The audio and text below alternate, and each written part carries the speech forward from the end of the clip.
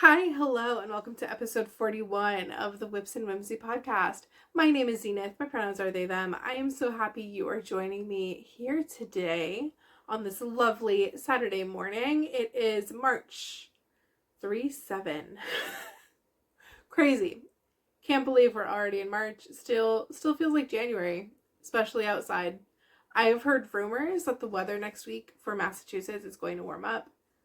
I'm so excited. I'm so ready. Anyway, this is my YouTube channel where I talk about all the things I have been knitting lately, all the things I have been reading lately. Spoiler, there's a lot for this week. And also just whatever I am watching, whatever opinions I have. Sometimes there's Star Wars stuff at the end. Not going to be any this week, but sometimes there is. Yeah, if that sounds like fun, go ahead, settle on in, grab a drink, grab a craft, grab a snack. Let's hang out for a bit. Today I am drinking water because I need to hydrate. So, what do we have going on this week? Let me check my handy dandy notes. We have 1 finished object. We have 3 works in progress.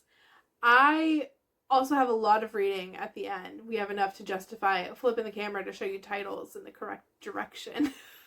I finished 3 books, and I have another book I will be starting today. And most of the books, all but one of them, have come off of my shelves. I have a challenge this year of trying to read all the books in my room, all the fiction books in my room.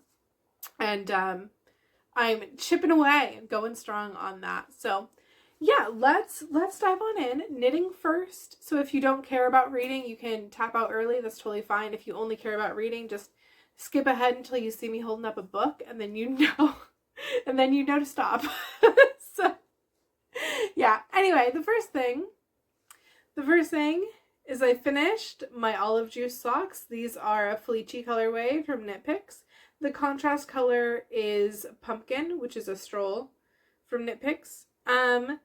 These were not my favorite socks. They're still not my favorite socks. However, when I decided I was not going to keep them for myself and picked the person that I think these colors complement their color palette, I got a lot happier about it and was able to finish them rather than just kind of like, flounder for a while. So I finished these actually yesterday. I finished them like yesterday around noon.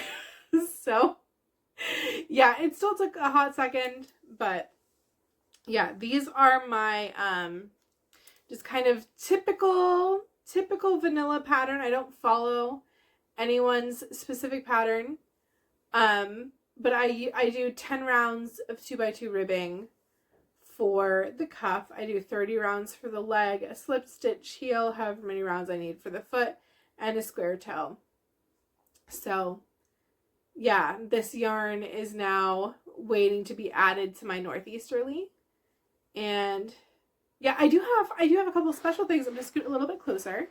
Hi, let's get cozy.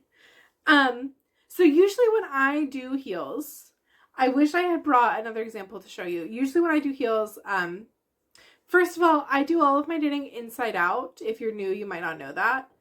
I knit Portuguese style. I use this necklace to hold tension. And so my stockinette is garter.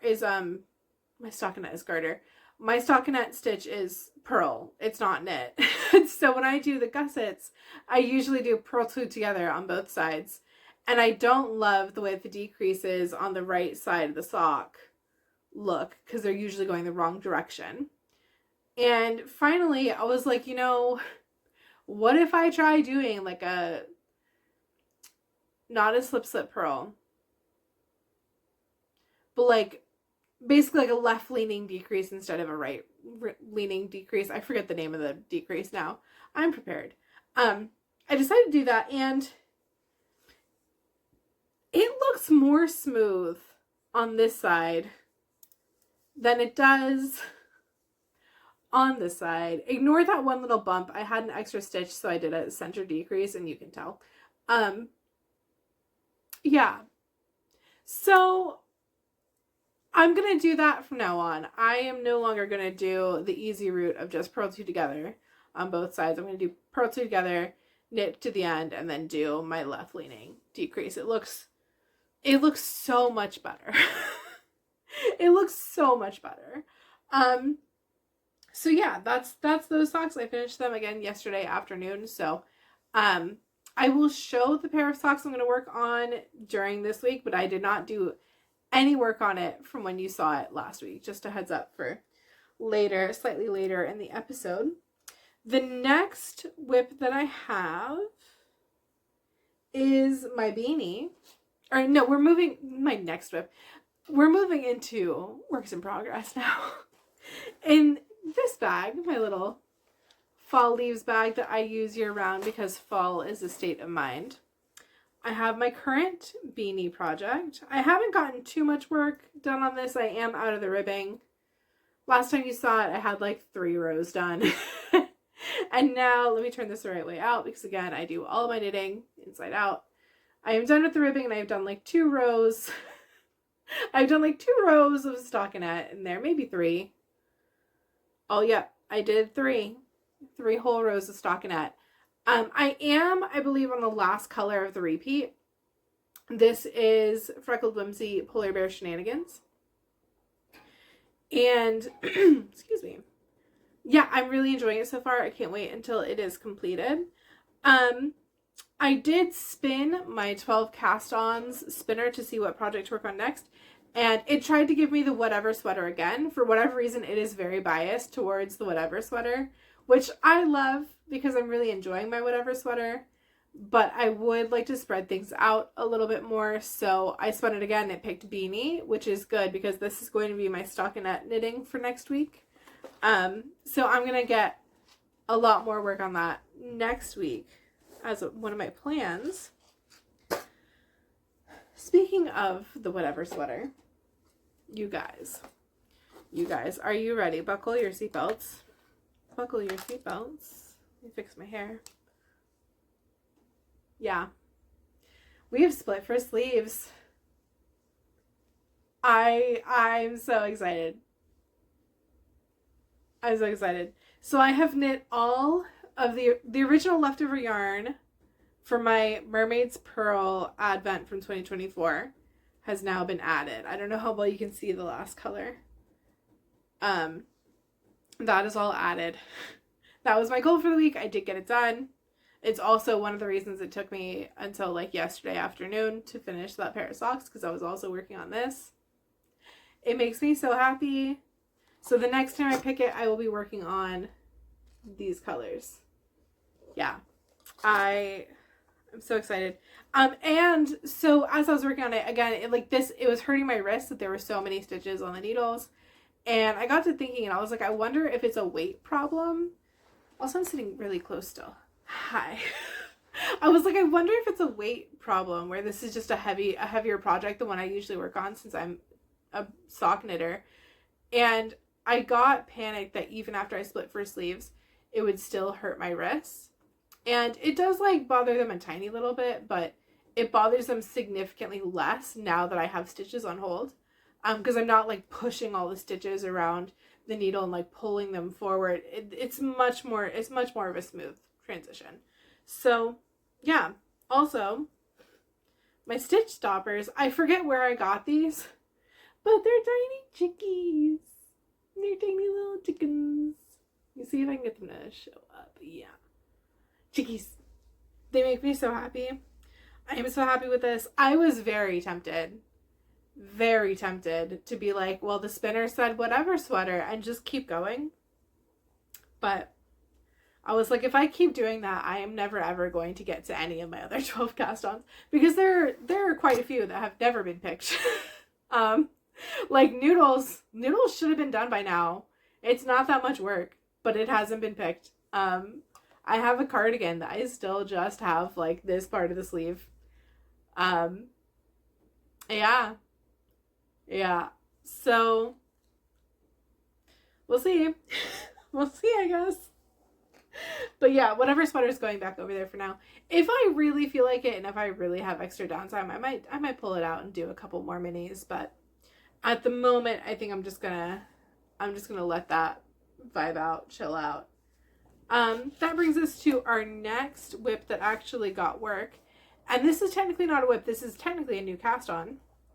If you've watched this channel for a while, you know that on Fridays, I cast on socks. I feel like if I had a large YouTube channel and I sold merch, that would be like a shirt is like cast on Friday or something like that. I don't have a big channel. I'm not planning to sell merch. My goal is not to have a large channel. Honestly, I think that would give me too much anxiety. I'm very happy with how things are going. Anyway, neither here nor there. I cast on a sock yesterday and I'm so happy about it.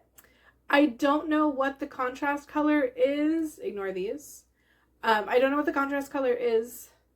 It was a mystery yarn. I used it in a shawl, and then I used it for a pair of socks that I knit recently as a contrast color. I still have like half a ball left, so I'm using it again. And then the main color, this is another ball of Felici. This is the color Tadpole, and it is one of their most recent colorways from fall. It may or may not still be on the website. I didn't check.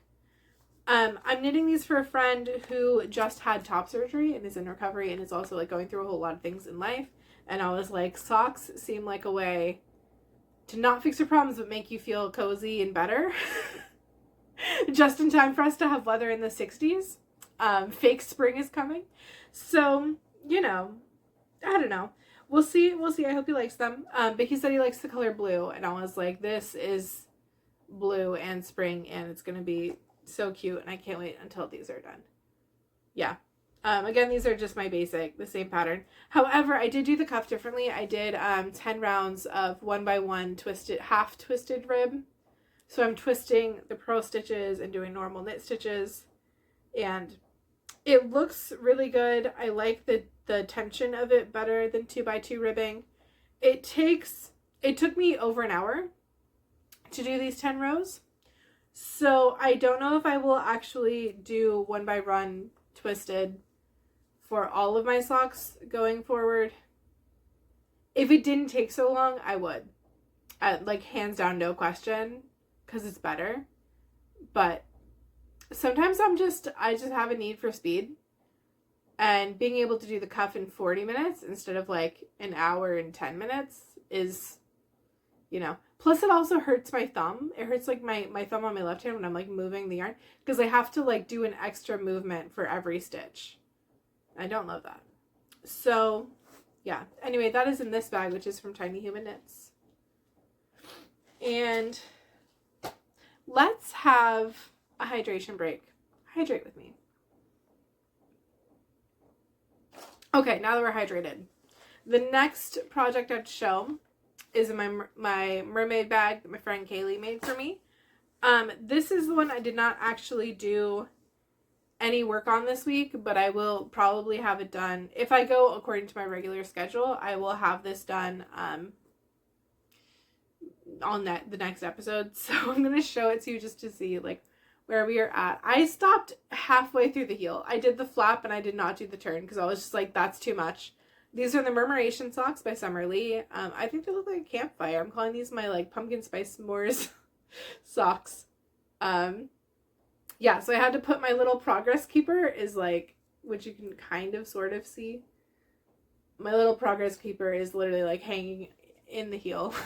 It's fine. Yeah, not a whole lot to say here. I'm knitting the smallest size. These are going to be for me.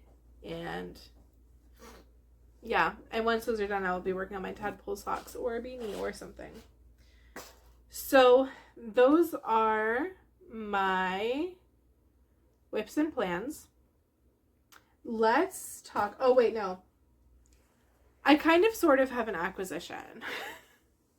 If you've watched this channel from the very, very, very beginning, you might remember in one of the earlier episodes, and I don't remember which one it is, in one of the very early episodes, Joanne Fabrics was going out of business, and a friend of a friend that I was also like kind of friends with, it's not that we're not friends, it's that we just like don't talk to each other unless there's like a reason to bring us together sort of thing. He happened to be at Joann's and he knew that I was a knitter and that I had a podcast, and he called me in the middle of a work day and was like, I'm at Joann's, what do you want? And sent me pictures of the entire yarn aisle.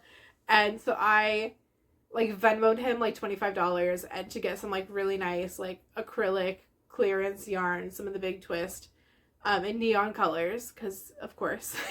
And he was like, okay, bet.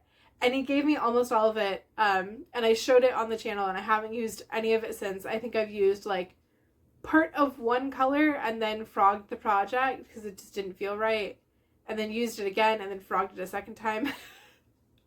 Yeah. However, there was one ball of yarn that fell out into his car, and because I don't actually see him regularly, I thought that he still had it, and I just never saw him. It turns out he gave it to our mutual friend that I do see more often, but I had not seen that friend in like almost a year either. So anyway, I finally saw him this week, and so I have been reunited. I have been reunited with my single ball of Big Twist Value in the color hot pink, because of course that's the color name. Yeah, it's just as bright in person as it's showing on screen. I know it looks like it's gonna burn your eyeballs. It does in real life too. So now I have to find a place for this. But I have it. I have another pink one. I have some of the colorway is slime, and it's like a neon green. I have that. And then I have like a mint colorway. So I'm not sure what I'm gonna do with all those colors, but I have them. And at the end of the year, one of my plans for the end of the year is to kind of like dump out all the worsted weight that I have left after I'm done knitting my donation blankets for the year, and just kind of like assess what I have, what I want to do with it, make a plan. So this is basically going to be on standby until then, most likely. And it might get used for me to make like a giant scrap blanket for myself. This is like what might happen with it. I might take all the scraps from the donation blankets and be like, Franken blanket for myself. We'll see. But yeah, that's that yarn. It is reunited, and it feels so good. Anyway. Okay, so now we're gonna flip the screen. Hi, hello. How are ya? So I did so much reading this week. I did a lot of reading this week. In fact, I have a book that I'm questionable about. I know I finished it last weekend. I don't remember if I finished it prior to filming last week's episode. So I'm going to mention it real quick. I no longer have it, so I can't hold it up for you. I gave it to the friend who gave me the yarn. I actually gave it to him. I was like, this has spider astronauts. You should read this. But I'll put the picture here. It is Children of Time by Adrian Tchaikovsky. And I know that I've talked about this book before on this channel, but I have officially finished it, and oh my god. Oh my god. The urge to get the other two books from the library and just like read them through and be like locked and ready when the fourth book in the series comes out, I believe in May, is real. It's really, really real. And then I remember I still have like probably 90 books in my room that I haven't read yet for this year. And I'm like, I can't justify that, but it's real. And the next time I go use book shopping, I promise you the first thing I will be doing is looking to see if they have Children of Strife, Children of Memory, Children of Ruin. I mean, they won't have Children of Strife because that's the new one, but yeah, looking for those books. This book is wild. It's basically about like humans created their own aliens, and then like the earth dies and people are trying to like come into this terraformed world to live in it, but like the ancient people are like, you're monkeys. I'm not explaining this well at all. But it has like human sentient spiders. This is also I'm gonna stop describing this because I can't describe it in a way that will make you want to read it. I say sentient spiders. I have a fear of spiders. It has diminished a lot since moving to Massachusetts because we have daddy long legs everywhere, and exposure therapy does unfortunately work. But I think even if you have a fear of spiders, as long as you don't mind like reading about spiders, you're gonna be fine. It was like not like, it was not scary, creepy, crawly. It was just kind of like National Geographic on crack. So yeah, so that was Children of Time. I'm gonna move back over to the center and let's get into this proper. So again, I don't know if I talked about that one before finishing it, but I did finish that sometime this weekend. And then the next book I chose, the ending did kind of freak me out on Children of Time. And I decided I wanted to read something lighthearted, so I picked a book, spoiler alert, by Olivia Dade. I'm going to hold it this way so you can see. And I just picked it because it was light. I don't remember how exactly I got this book, but I know that I did not choose it for myself. Back in the day when I still worked in bookselling, I think what happened is like when I was moving here, I was stopping at different bookstores of the friends that I knew along the way, like along the East Coast. And I think I asked people to like buy books that they thought I would enjoy. And someone picked this book for me and like just added it to my list because it is not something that I would pick for myself. But somebody was like, you should read this. And I've owned it ever since and been like slightly annoyed because I'm like, I don't think I'm going to like this. And then I read it. And I remembered that book people know what the hell they're talking about because this might be my favorite book that I've read so far this year. It was so ridiculous. And I want to be very clear. The entire premise is absolutely ridiculous, but it's so self-indulgent and comedic and humorous and like emotionally mature and silly and good and cute. And apparently it's the first one in a trilogy. So I broke my own rule for bringing books into the house and ordered used copies of the rest of the series and another book unrelated that Olivia Dade has also written because I just need to read all of her books now. So I did that. So spoiler alert. This is about a woman, first of all, who is a geologist, which was absolutely fascinating. And along with geology, she also writes fan fiction for a book and movie series called Gates of the Gods. And she's been doing this for many, many years. The show is just wrapping up after like season, I think 6. It's either 6 or 7. Did not pay attention to that part. And she has like her internet best friend who also writes fan fiction. And it turns out her internet best friend, whose like identity is anonymous, like she doesn't actually know who he is. Turns out he is the male lead on the show. He's the actor who plays the main character.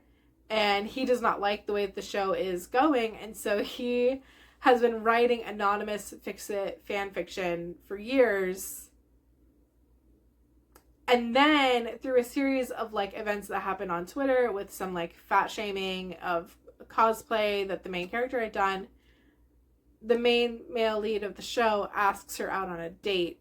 So they go on a date and it comes out at the end of the date, like she writes fan fiction, he finds out who she is and he is too scared to tell her who he is. But then they end up dating. And it's marvelous. It is absolutely fantastic. 10 out of 10. I can't wait. I can't wait until my next books come in because I need to read the rest of that series. Water break.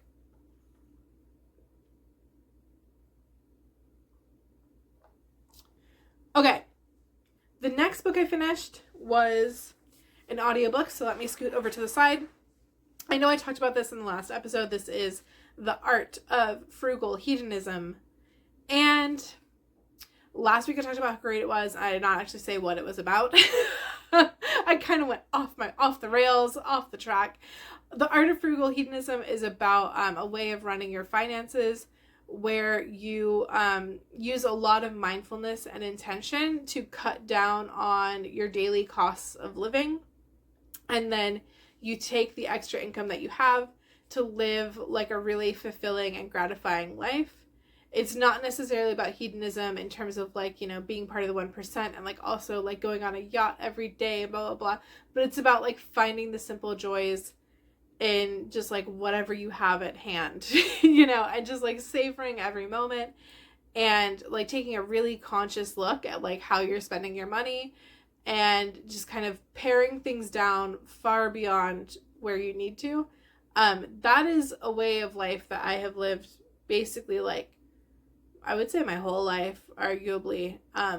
Not as much now, but especially like when I lived in Florida, just real talk for a moment, I lived on under 10,000 a year for multiple years, for like over 5 years. I was living on less than $10,000.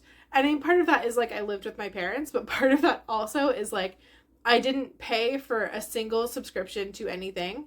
I did not have a gym membership. I was eating a vegan lifestyle, and at the time, it wasn't even like, oh, I wasn't buying like meat substitutes. It's like Beyond Beef didn't exist yet.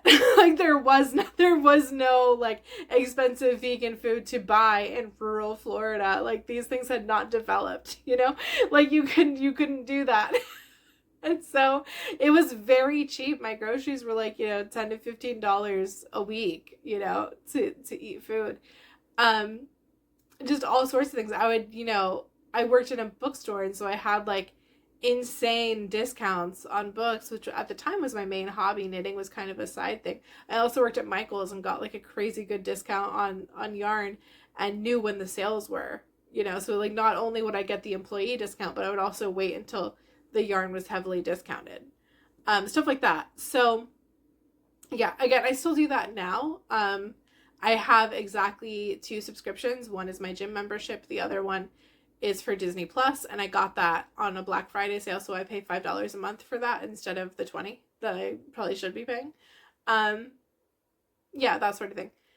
So that's kind of like the whole point of the art of frugal hedonism, and I liked it. I think I said in last episode, like it made me feel validated that my way of life actually does work for other people, because I'm frequently told that like it's just me. There's just something about me. And that's not the case. Like this is, you know, if other people took the same cuts that I did, like they would have similar results, at least according to the book. And however, towards the end of the book, it gets a little bit radical in a way that makes me feel mixed feelings about recommending it to other people.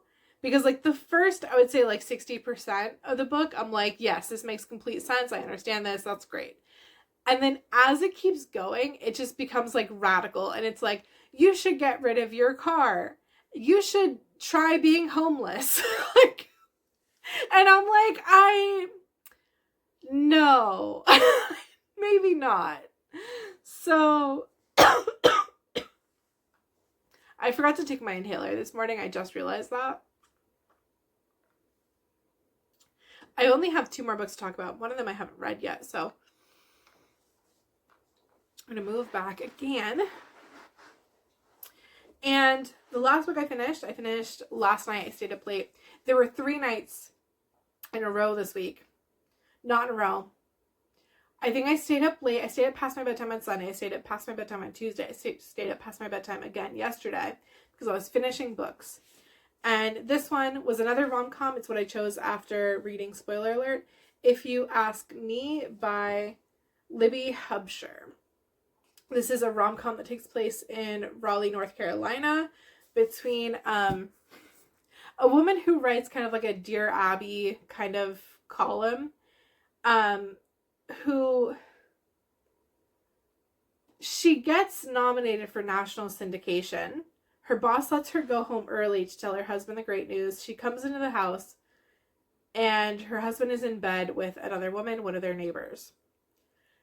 And so they become separated, and as she's dealing with her emotions, she takes all of her husband's clothes and his collectible items out into the front yard in the middle of the street in her nice, like, you know, manicured North Carolina neighborhood, and lights them all on fire. And then her neighbors call the fire department because it's fire season.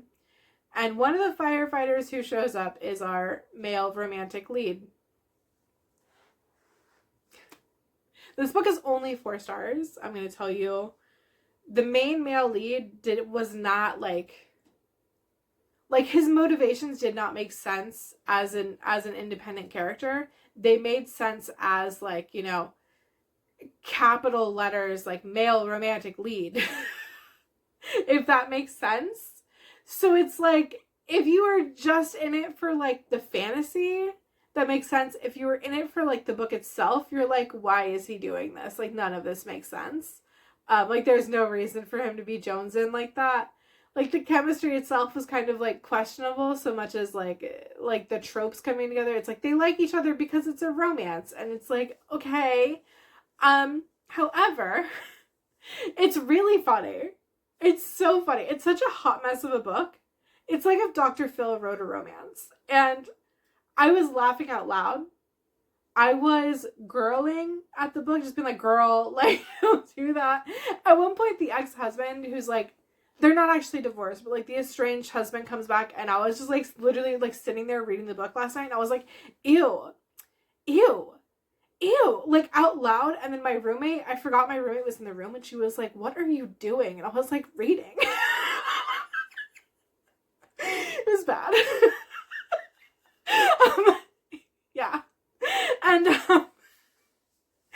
yeah, so it was a very entertaining book. It was really funny. I'm glad that I read it. It's only a 4 stars just because some of the chemistry is kind of like, okay. And not even chemistry. I think it's just more of like the motivations of the characters, I guess. I hope that made sense. Anyway, that is everything I read last week. I have already gone over to my bookshelf and picked the next book that I'm going to be reading. And that is an interesting book because it is 4 novellas that were published separately that have been all published together in one omnibus, and I own the omnibus. So I have Neon Yang's Tensoret series. It's kind of chunky, so I'm glad to have that off of my bookcase and have some room freed up. So this, again, has 4 different books inside of it. It has, one second, I was not prepared. It has The Black Tides of Heaven. It has The Red Threads of Fortune, The Descent of Monsters, and The Ascent to Godhood. Because I own this book and it is mine, I have dog-eared where the novellas start and end. And I think what I would like to do is read 1 novella a day and then have that done in 4 days and then be on to the next thing. We will see if that actually happens. But that's what we're aiming for. That's the goal. So, yeah, I don't know much about this. Other than it's from Tor.com, and I love Tor.com and everything that they do. So there's that. Yeah, this is a book I chose because of the publisher. In fact, I haven't even read the back of the book. In fact, you know what? I'm not going to. I was thinking about reading the back of the book, but I like going into things blind and just kind of figuring out what's happening as we go. So I'm not going to do that right now. Which brings us to the end of our episode. So thank you so much for tuning in. Thank you for being here. Thank you for watching until the end. I hope you have a wonderful and whimsical week, and I will see you next time. Bye.